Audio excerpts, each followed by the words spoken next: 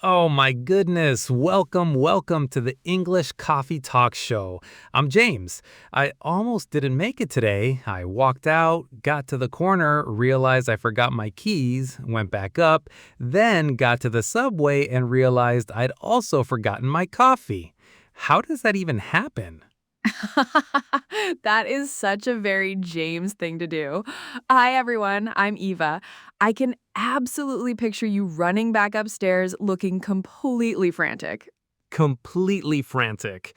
But the good news, there was a little cafe right next to the studio I'd somehow never noticed. And they had this Ethiopian pour over, and Eva, it changed my life. I'm a new man. A new man from one cup of coffee. Love that. I had a great morning too. Made chai at home, wrapped up in a blanket, and sat by the window for 20 minutes before I looked at my phone. Just the rain and the chai. Okay, that actually sounds amazing. Rain and chai. Very cozy, very intentional, you know? Yeah, it kind of set the tone because what we're talking about today is something really close to my heart. We're diving into learning to love yourself more. Self-love, self-care, overcoming that negative voice in your head, all of it. Yes, and this is a fantastic episode for English learners. We're packing it with really useful vocabulary, idioms, phrasal verbs, expressions native speakers use all the time on this topic. You'll walk away feeling inspired and with 10 brand new phrases for your daily life. Stick around, this one's going to be good. It really is. And I want to ask you something, James. Have you ever gone through a period where you were really, really hard on yourself? Where nothing you did felt good enough? Oh, yes. A few years back, I had just started a new job, a real career step up. From the outside, everything looked great. New title, better salary, people congratulating me. But inside, I was a complete mess. Mm-hmm. Every single day, I'd go into that office feeling like I didn't belong, like I'd somehow tricked everyone into hiring me, and sooner or later, they were going to figure it out. So I worked twice as hard as I needed to, stayed late every night, never raised my hand in meetings, and even when I got good feedback from my manager, I'd think, oh, they're just being nice. They don't actually think I'm good. Right, and that feeling has a name, imposter syndrome. An imposter is someone pretending to be something they're not, a fake. Syndrome is a pattern of feelings or behaviors. So, imposter syndrome is the feeling that you don't actually deserve your success, that you're a fraud, even when all the evidence says otherwise. Exactly. And the wild thing about imposter syndrome is it affects incredibly successful people, CEOs, award winning actors, brilliant scientists. So if you've ever felt that way, you're in very good company. Very good company. And James, were you also just constantly replaying mistakes, going over and over what went wrong? Oh, constantly. Like, I once sent an email to the wrong person. Nothing even embarrassing, just a misdirected reply, and I could not sleep that night, going over it again and again. Why did I do that? What were they thinking? For an email that didn't even matter. I was, and here's our phrase, beating myself up over nothing. Oh, yes, to beat yourself up, to mentally punish yourself for a mistake, to keep going over what went wrong, feeling guilty long after the moment has passed, like being your own bully inside your own head. Your own bully. And here's what's sad. I would never talk to a friend the way I talk to myself. If a friend sent that email, I'd say, that happens all the time, don't worry. But myself? No mercy. Lying in bed at 2 in the morning, beating myself up about it. Oh, that resonates. The treat yourself like you'd treat a good friend test, I use that all the time. And what you're describing, that voice that keeps tearing you down, that's your inner critic. Our next phrase. Your inner critic is the negative voice inside your head that tells you you're not smart enough, not talented enough, not successful enough. Everyone has one, but some people's are louder than others. And the tricky part? It sounds like your own voice, so you believe it. It sounds like a reality, not a bully, and that's what makes it so hard. And what actually turned things around was when a colleague named Dana pulled me aside and said, "James, you need to cut yourself some slack." And I thought, what does that even mean? Oh, I love this. Cut yourself some slack. To cut someone some slack means to be less strict or less harsh, to ease up just a little. When you say cut yourself some slack, you're telling yourself to stop being so hard on yourself. Give yourself a little breathing room. If you're going on and on about a mistake, a friend might say, "Hey, you're only human. Cut yourself some slack." It's a very warm, compassionate phrase. Exactly. And when Dana said that, something cracked open. Because I realized I was holding myself to an impossible standard. Every task had to be perfect. And if it didn't go perfectly, I just could not let it go. Dana asked me, if your best friend made the same mistake, would you be this hard on them?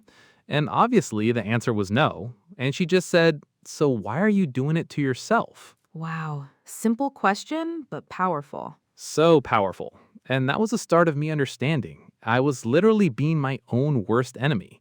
The biggest obstacle in my career wasn't external at all. It was my own thoughts, tripping me up more than anything else. And that is another key phrase right there, to be your own worst enemy. An enemy works against you, wants you to fail.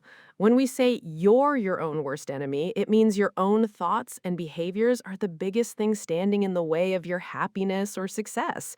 It's self-sabotage. And the problem is, you can't avoid yourself. You're with you 24 hours a day. Exactly. You can't block yourself on social media. Look, I want to hear your story too, Eva, but first, it took me a really long time to bounce back from that period. And I think that phrase is worth exploring. Yes, to bounce back. Think of a rubber ball. When you drop it, it hits the ground and springs back up. That's bouncing back. To bounce back means to recover from a setback or difficult time. The idea of resilience. Even when life knocks you down, you can come back. She went through a tough breakup, but she bounced back stronger than ever. A very optimistic, encouraging phrase. And it takes time. Bouncing back isn't instant. I expected to just snap out of it overnight. And when I didn't, I beat myself up about that too. Darkly hilarious, really. Beating myself up for not recovering fast enough from beating myself up. A whole cycle. Okay, my story is a little different, but it connects to everything you said. My struggle came from relationships, specifically people-pleasing. For a really long time, I could not say no to anyone. Someone needed help moving? I'd be there. Needed me to cover for them? Sure. 3-hour phone call when I had an early morning? Of course. People thought I was so generous, but underneath, I was exhausted, giving everyone else incredible care and attention while giving myself absolutely nothing. Yeah. And I remember one moment really clearly, a Sunday evening after spending the entire weekend helping a friend with her daughter's birthday party. Cooking, decorations, errands all over the city. I sat down and just burst into tears. Not because anything bad happened, just because I was so deeply tired. Not one thing for myself all weekend. Wow, yeah, that's a real wake-up moment. It really was. And a good friend sat me down and said, "Eva, you are terrible at self-care." I said, "What? I take care of everyone." And she said, "That's not what I mean. Self-care means taking care of yourself." I had always believed that self-care was selfish, that putting yourself first was bad. But it's not. It's actually necessary. Okay, yes, self-care. Super important and often misunderstood. Self-care means taking deliberate, intentional action to protect your mental, emotional, and physical health. It looks different for everyone. The gym, reading, journaling, meditating, or just getting enough sleep. Anything you do intentionally to recharge. And the key idea? You cannot pour from an empty cup. You cannot pour from an empty cup. Once I understood that, I started practicing self-care. But it didn't come naturally. I felt so guilty choosing rest over helping someone. My inner critic would say, "You're being lazy. You're being selfish." And I had to learn to talk back to it. Totally. And how did you actually do that? Like, practically speaking, what did you do to quiet that inner critic? One of the most powerful things I discovered was affirmations. I know, some people hear that word and roll their eyes, but an affirmation is a positive statement you repeat to yourself regularly to start rebuilding the way you talk to yourself. And it works. This is backed by research because our brains are trainable. The thoughts we repeat most create mental pathways. Years of negativity builds a strong highway for it.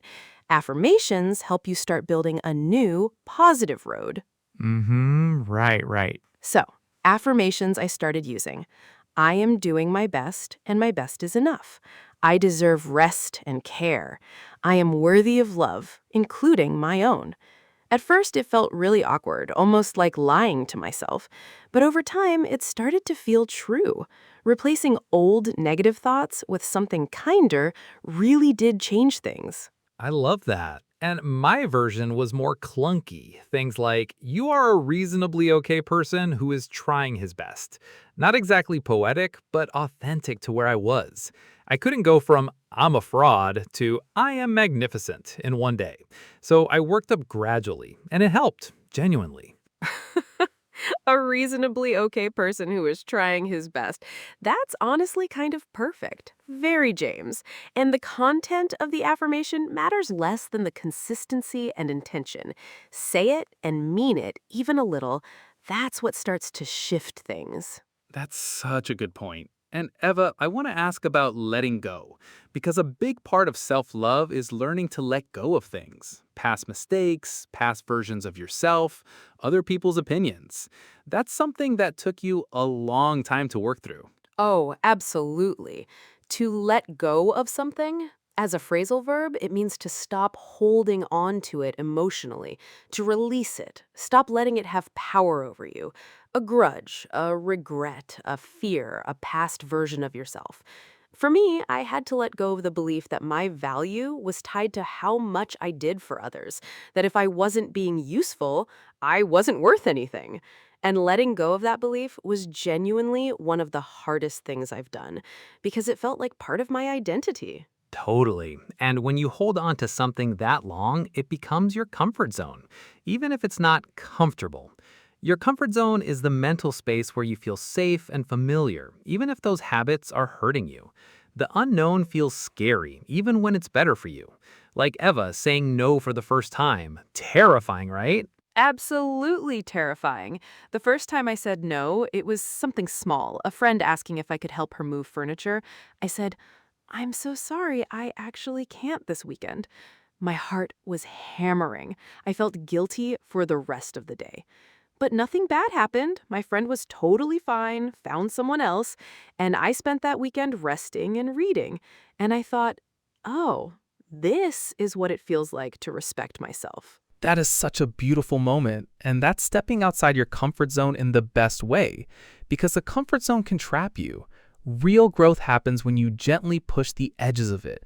One small step, one small no, one small act of self-care at a time. And I think what both our stories have in common, yours with imposter syndrome, mine with people-pleasing, is we were both being our own worst enemies.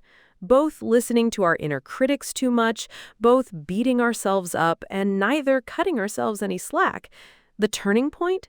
Self-care, affirmations, letting go, and stepping outside our comfort zones. Perfectly summarized, Eva. And my journey back wasn't a straight line. It was messy, slow, non-linear. Some days I felt great. Other days my inner critic came roaring back. But overall, the trajectory was upward. And that's what matters. Not perfection, progress. Not perfection. Progress. So many of us, especially English learners, get caught up in wanting to be perfect, afraid to speak in case we make a mistake. That fear is your inner critic and your comfort zone keeping you small. The answer? Cut yourself some slack. Practice self-care, use affirmations, and bounce back every time you stumble, because we all do. We all do. Making mistakes is how you learn, in English and in life. Every fluent speaker made thousands of mistakes on the way to fluency. Every self-loving person went through self-doubt. The difference is they kept going, cutting themselves slack, bouncing back, and not letting their inner critic have the final word. And James, before we wrap up, what does your self-care routine look like now? It has evolved dramatically. I now have a morning routine I protect fiercely. No phone for 30 minutes, 10 minutes of journaling, some movement, even if just a walk, and something I actually enjoy for breakfast. That sounds small, but those 30 minutes set the tone for my whole day. I go in feeling like I matter. And I do something similar in the evenings. Tea, quiet reading, no screens the last hour before bed, and 2 or 3 affirmations before sleep. I did enough today. I am proud of how far I've come. Those quiet moments of kindness to myself have changed my relationship with myself more than anything. And to anyone at the beginning of this journey, if self-love feels foreign right now, that's okay. You don't have to overhaul your life overnight. Start with one tiny thing, one affirmation, 5 minutes of self-care, or just catching yourself beating yourself up and saying, cut yourself some slack. One small thing. Build from there. That's the perfect note to wrap up on. Let's do a quick recap of our 10 vocabulary phrases from today. Yes, vocabulary time. Phrase 1, imposter syndrome, feeling you don't deserve your success, that you're a fraud even when you're clearly not. 2, beating yourself up, mentally punishing yourself over a mistake long after it's done. 3, to cut yourself some slack. Stop being so hard on yourself. Be a little gentler. 4, your inner critic, that negative voice inside your head that says you're not enough. 5, to be your own worst enemy. Your own thoughts and behaviors are the biggest obstacle to your happiness or success. 6, self-care. Deliberate, intentional action to protect your mental, emotional, and physical health. 7, to bounce back, to recover from a setback, to get back up after life knocks you down. 8, comfort zone, the familiar mental space where things feel safe, even if it's holding you back. 9, to let go of, to stop holding on to something emotionally, to release it. And 10, my personal favorite, affirmation, a positive statement you repeat intentionally to build a kinder relationship with your own mind. 10 phrases all connected to learning to love yourself more. And if you take nothing else from today, you are worthy of the same compassion and kindness you give others. Cut yourself some slack. Bounce back. Step outside your comfort zone and discover who you really are. And now a huge ask from both of us. If you're enjoying the English Coffee Talk Show, please subscribe. Hit that follow button right now, wherever you're listening, whether that's Spotify, Apple Podcasts, YouTube, or anywhere else. It means the world to us, and it helps more people find the show. And please turn on your notifications. We release new episodes regularly, and we'd hate for you to miss one.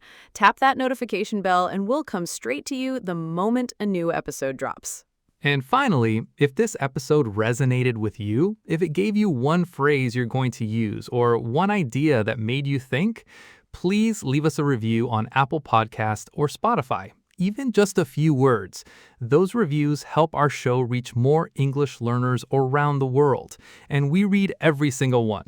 And remember, wherever you are in your English learning journey, wherever you are in learning to love yourself, you are doing better than you think. Cut yourself some slack. Be kind to you. See you in the next episode. This has been the English Coffee Talk Show. I'm James. Thank you so much for spending this time with us. Take care of yourselves, literally, and we'll talk soon. Bye, everyone.